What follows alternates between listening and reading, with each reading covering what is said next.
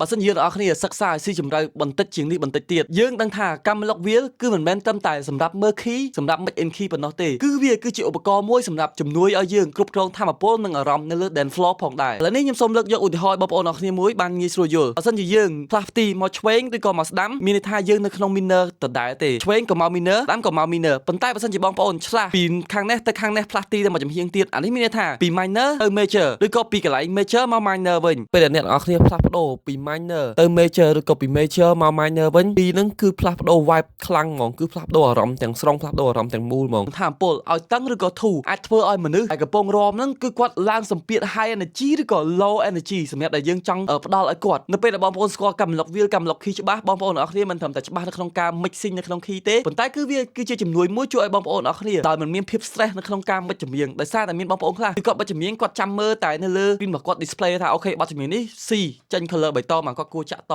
ប៉ុន្តែនៅពេលដែលបងប្អូនស្គាល់អំពីការ mix in key អ្នកនរគ្នានឹងមានភាពងាយស្រួលហើយនេះគឺជាចំណុចចុងក្រោយគឺជាចំណុចសំខាន់បើសិនជាបងប្អូន follow ទៅតាមអ្វីដែលកម្មវិធីផ្ដល់ឲ្យយើងអ្នកនរគ្នាអាចរកឃើញ flow ថ្មីៗទេប៉ុន្តែបើសិនជាបងប្អូនសាកប្រើប្រាស់វិធីក្នុងការ mix in key អ្នកនរគ្នាអាចស្វែងរក flow ថ្មីបានឬក៏ style ថ្មីៗសម្រាប់អ្នកនរគ្នាបានដោយសារតែយើងអត់ follow ទៅតាមអ្វីដែលនៅក្នុងកម្មវិធីឲ្យយើងទេអរគុណអ្នកនរគ្នាសម្រាប់ការតាមដាន